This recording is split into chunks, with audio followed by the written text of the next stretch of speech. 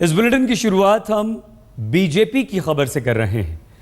BJP की fire brand नेता उमा भारती ने एक ऐसी चर्चा छेड़ दी है कि राजनीति से लेकर बौद्धिक चर्चा करने वालों तक में एक बहस चल पड़ी है।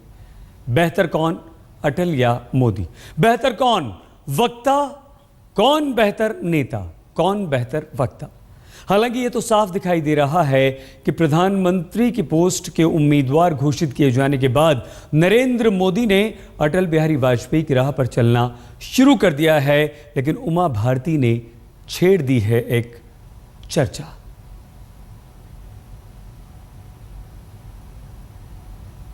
अटल बिहारी वाजपेयी जी हमारी पार्टी के सबसे अच्छे वक्ता थे। लोग बोलते हैं कि भारत की राजनीति में उनके जैसा वक्ता नहीं था, लेकिन अगर आपने गौर किया हो तो नरेंद्र मोदी जी बहुत अच्छे वक्ता नहीं है। आप कभी गौर से उनका भाषण सुनिएगा। जो भीड़ उनकी सभाओं में जा रही है वो ये सुनने नहीं जा रही है कि वो कैसा बोलते हैं, वो उनको ये कहने के लिए जा रही है कि हम आपके साथ हैं।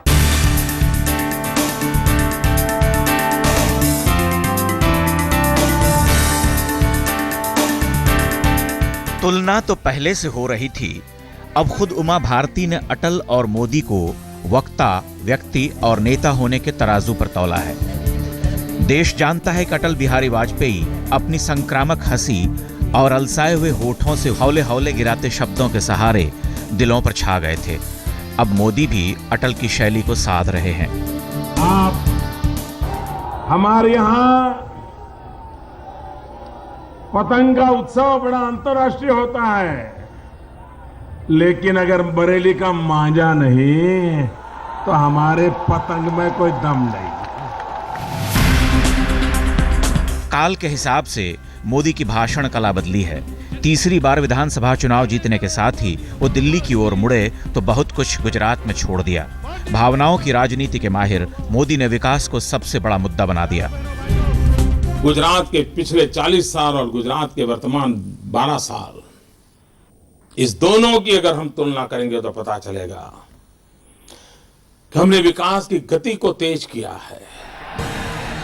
प्रधानमंत्री पद का उम्मीदवार घोषित होने के साथ ही मोदी ने वहां देखना शुरू कर दिया जहां पहले नहीं देखा करते थे। उन्होंने देश के सुदूर इलाकों की यात्रा शुरू की। अपनी प्रचलित छवि की काट खोजने के लिए मुसलमानों के सामने गुजरात के मुसलमानों की मिसाल तक पेश कर दी।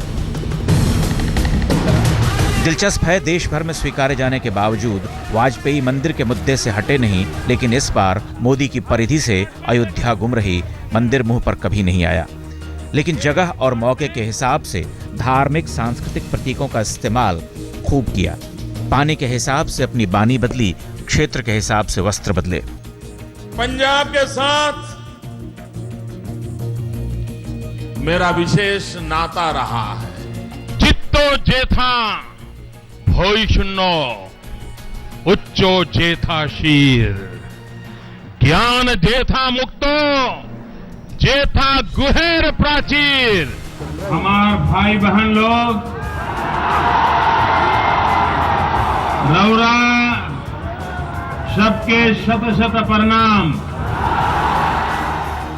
वाजपेयी ठहर ठहर कर बोलते, कई बार प्रतीक्षा पस्त हो जाती कि अगला शब्द कब आएगा। अध्यक्ष महोदय, पार्लियामेंट में मैंने 40 साल गुजारे। ऐसे क्षण बार बार आए। सरकारें बनी हैं, बदली हैं। कुछ उसी तरह मोदी के भाषण में सांसें और ठहरने लगी।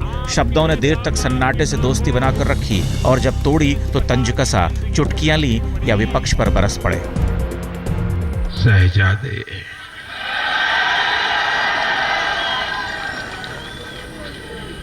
वो कहते हैं कांग्रेस एक सोच है, सोच।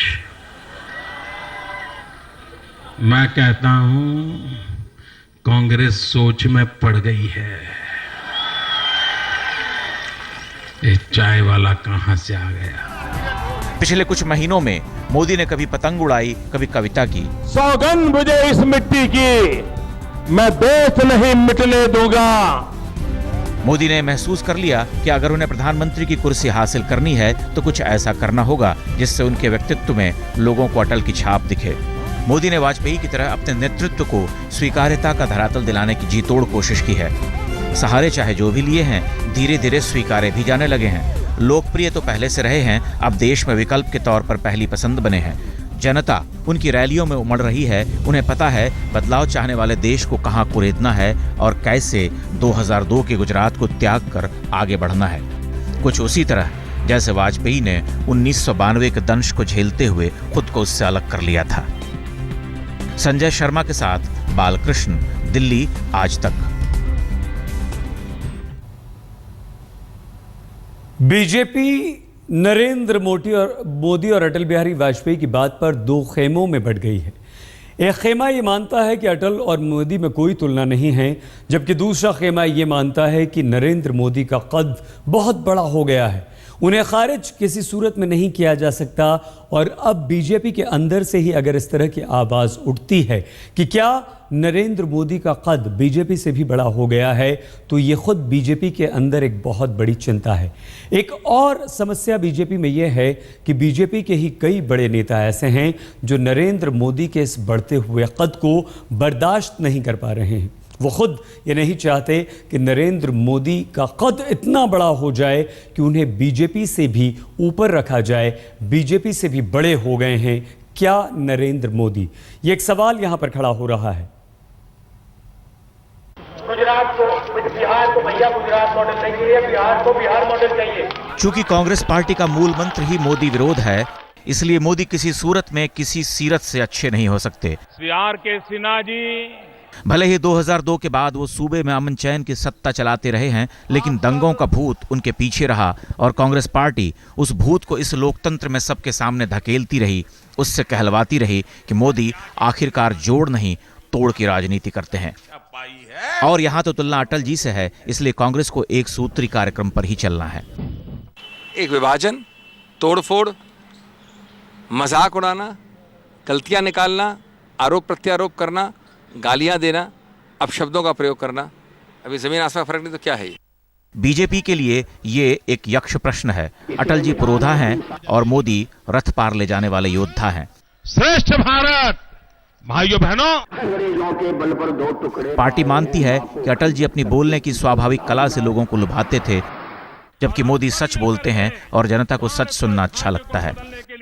कि चाहे जो हो, मोदी अपने भाषणों से लोगों से जुड़ रहे हैं और लोगों को जोड़ रहे हैं, लेकिन वाजपेयी से उनकी तुलना नहीं होनी चाहिए। उनकी अपनी शैली थी। नेताओं से अलग बौद्धिकों की दुनिया भी मोदी को अलग अलग दृष्टि से देखती है। जनसत्ता के संपादक मानते हैं कि मोदी अहंकारी हैं, उनमें अक्खड़पना है। वाजपेयी में बड़े नेता होने के बावजूद सहजता थी, दोनों की तुलना बेमानी है। जबकि दूसरे संपादक के विचार अलग हैं। वो मानते हैं कि मोदी का कद पार्टी से बड़ा हो गया है, उनका विरोध तो किया जा सकता है लेकिन विद्रोह नहीं, क्योंकि देश में उनका समर्थन दिखता है। कि अगर प्रतिष्ठा बचानी है और राजनीति में मीडिया के सहारे भी जिंदा रहना है तो प्रतिरोध तो कर लो, मुखालफत के लेवल पर प्रतिरोध करो, विद्रोह तक न जाओ, मुखालफत के लेवल पर नहीं जाना है। और सच तो यही है कि खास विचारधारा की पैरवी करने वाले मोदी का सिरे से विरोध कर सकते हैं, जबकि उनके पास अपने दागदार इतिहास का कोई माकूल जवाब नहीं है। मोदी को सिर्फ इसलिए नहीं खारिज किया जा सकता कि 2002 के गुजरात दंगों में वो सूबे के मुख्यमंत्री थे। मेरे साथ बोलिए वंदे। कुमार विक्रांत और संजय शर्मा के साथ बालकृष्ण, दिल्ली आज तक। इनका कोई कमिटमेंट नहीं है।